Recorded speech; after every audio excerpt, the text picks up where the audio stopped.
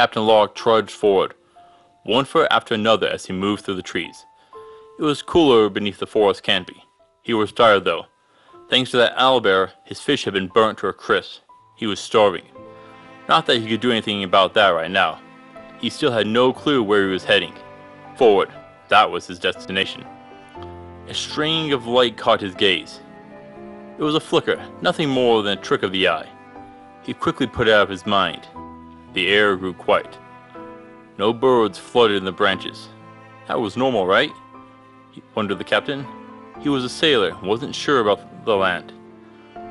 The quiet grew on his nerves. He got anxious and began to jog amongst the trees. His boots trampled small bones in his haste. The numbers grew and the man fell into a run. Suddenly he tripped and landed face forward in the dirt. He tried to push himself up, but found that his hand wouldn't move. Tugging and fighting, his arm refused to budge. He cursed and spat. A chittering sound drew his attention. Craning his neck, he saw several long legs crawl out of a tent of bound leaves. The spider was clicking its mandibles as it stepped towards the ensnared man. Welcome back to Mythical Phylogeny Adventures. I'm your guide, Jason. We've encountered many dangerous beasts of legend, some with many strains found across the world. That includes the J'ba Fofi, the Congolese giant spider. Let's take a look at this unique specimen.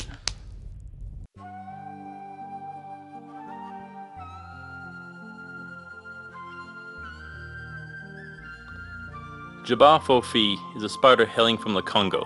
Wait, a spider? But aren't you thinking that I already did a video on giant spiders?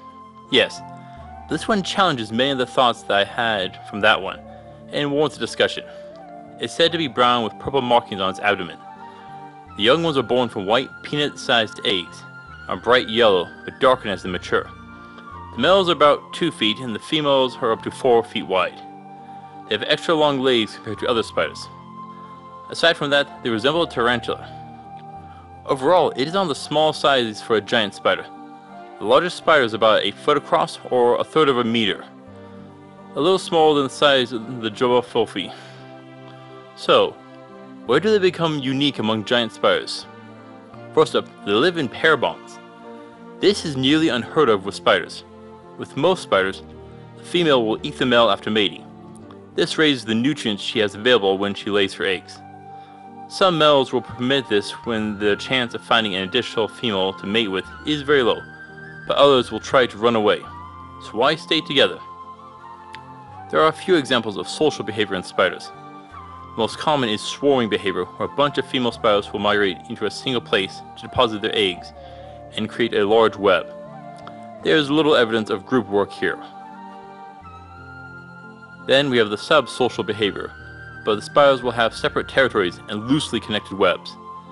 There's lastly the quasi-social behavior, where there is no structural hierarchy, but there is a limited amount of food sharing and cooperative behavior with egg care. This sounds like what we were dealing with the J'ba Fofi, though this behavior is seen amongst the females and not a pair bond. That could mean the 2 spiders seen together could have been just an odd luck, but I think there may be a reason for pair bonding. Having 2 individuals present could improve the chances when hunting. How so? Well, that deals with their nest. There are 2 versions I have heard of. The first is a burrow, a den dug out of the ground. And the other is a small tent-like pygmy hut made of leaves. This will take time to create either of them, and having 2 spiders will speed it up. This is only the first part of their den.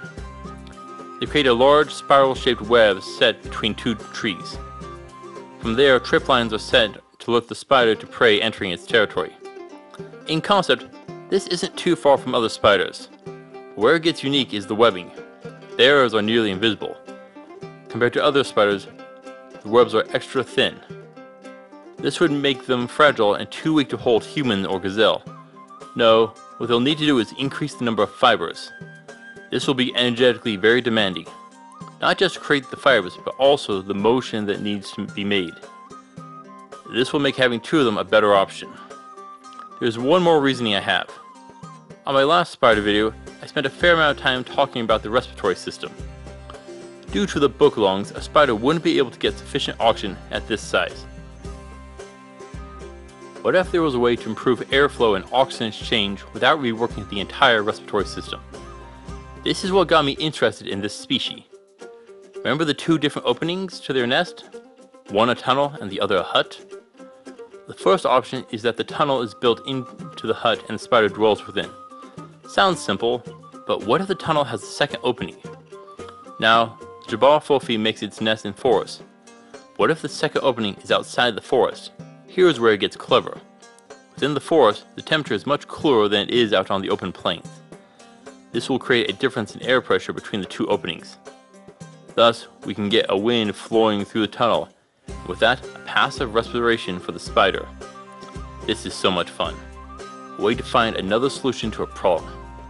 Having two spiders to dig the tunnel together would make it much easier. In addition, rather than having a normal spider's ratio, having the legs be much longer helps to reduce the strain on the respiration system. But it still gives us the size. We do know a little more. J'ba Fofi is poisonous. That's its main weapon. Thanks to people who have survived the initial encounter, their reports are of chills, pallor or paleness, swelling around the bite before becoming delirious, unconscious, and finally death. Pallor means that there is less blood flowing to the face and head. Chills could come from reduced muscle activity. Next, let's look at the last three. Delirious means having incoherent thoughts, agitation, and a disturbed state of mind. All of this can be reduced by blood flow. I think this is likely due to the next two, unconsciousness and death. Both can also be caused by reduced blood flow to the brain. What causes all this? Remember that one of the symptoms I haven't talked about yet? Swelling around the bite? What I'm going to suggest is that it is a localized vasodilator. These are things that cause the blood vessels to open up and brings more blood to the area. Thus we get swelling in the area. But that means blood isn't going elsewhere, such as to the head and heart. This will cause the pallor in the face and could lead to the cognitive issues. This could be the cause. Other side effects would include chest pain and nausea. Neither were mentioned in the reports. We are dealing with people who have an altered mental state. If not, we are most likely dealing with a cardiac poison, which would have achieved similar effects, but not the swelling. Lastly, we have the eggs. They seem to guard the eggs, which improves the chances of the hatchlings reaching adulthood. However, due to deforestation, the environment in which the J'ba Fofi lives is decreasing, and has been seen less.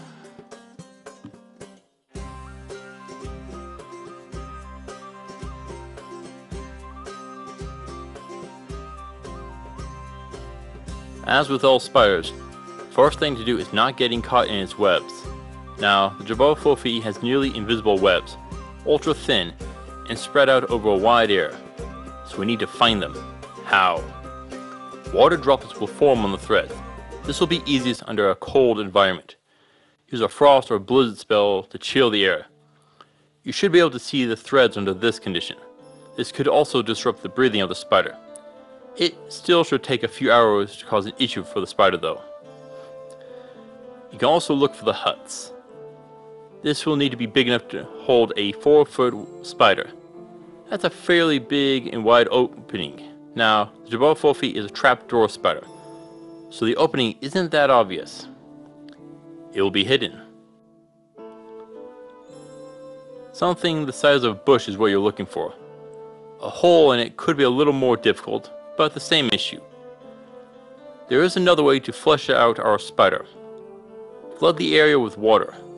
That'll fill the holes, make our spider flee through one of the openings. Surely you have a druid which knows a good rain spell, or a mage which can create a mountain of ice and melt it. Either can work. But be warned, the spider may escape out a different opening. There is a third way to flesh out the spider, a wildfire. It would be safe in its underground tunnel from the flames, but not the webs. Those will be destroyed.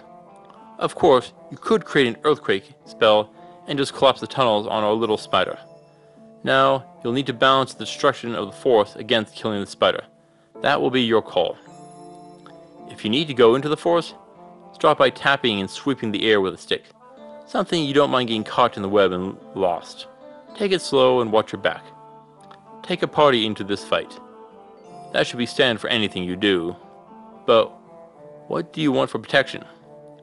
First off, you need to prevent getting bitten. Thick metal plates are best. They'll keep it from biting through it. Heavy gambeson or leather is an option, but the fangs may get through a weak point. Chainmail is no good here. It isn't good against piercing attacks. Its claws aren't too strong, but can get snagged on things and make it difficult to struggle against it. You'll need to be careful, but a good axe, sword, or mace will shatter the legs quickly. They'll also work well on the body. Use a gun, bows, or spears will work on as well. At range, you'll want to go for the body. So what if by chance that you choose to go into the tunnel? A human probably can't pull this off, but a halfling or a gnome might be able to fit through. Be careful. Bring a thrusting weapon. Having a shield at the front might help here. It will be dangerous. I would recommend picking a different method of battle. You could use a ferret-like animal to scout through it beforehand. Have your healers ready. Their main concern will be with the poison. It takes a few hours to kill, but it is fatal. If bitten, get back and cast Cure Poison. If not an option, keep your bitten limb low to reduce the poison from spreading. Putting your comrade under a sleep spell will prevent them from panicking and raising their heart rate.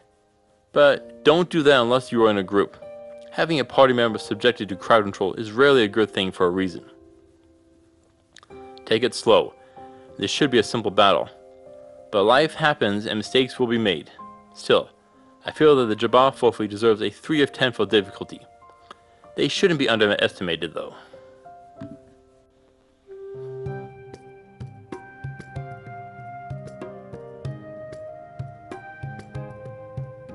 With the J'ba Fofi, the first thing you'll get from it is the silk from its webs. You'll need to remove the spider's adhesive. These are extra fine and delicate, not usable for making rope, but can be used in clothing. This will be difficult and will require skill tailored to achieve. Due to its size, you can eat the meat from the legs, grill them, mix them with some eggs and breadcrumbs for a nice patty.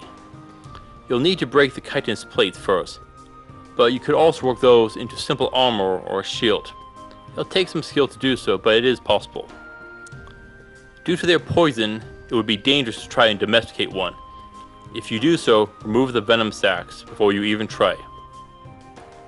If not, you could milk the venom to make an antidote. With an alchemist, you can dilute it to produce medicine. Vasodilators and constrictors are commonly used in modern medication. But if you're a more questionable sort, you could use the venom in battle. Lace an arrow or blade, and give a cut and fall back. You could try putting in a cup of a target.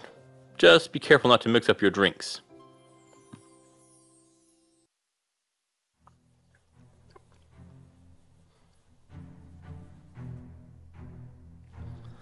The spider crawled from its den. The defenseless man lay on the ground, his eyes fixed on the creature, and in that he formed his plan. He didn't need to move to weave a spell. Fire sprang up in his fingers. It engulfed his arms. Without raising the temperature, the slender threads came apart at the first taste of heat, and the man was free. The spider jumped into the air as the man rolled over. A pillar of flame shot skyward. The spider let out a pitiful screech as it fell backwards. Its long legs curled up as it died. Captain Lark stood up, let out another blast of fire on the creature. That was a mistake, as a second larger one charged him. It knocked him down.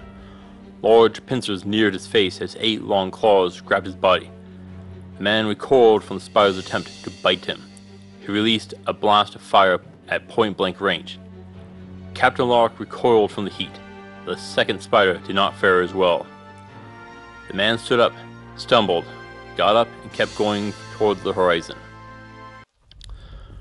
The J'ba Fofi is an interesting take on a classic foe. Just be aware when moving through its areas and you'll be fine. Thanks for watching, adventurers. Please return next week where we shall meet the Kappa. Until then, I'll see you on the roads.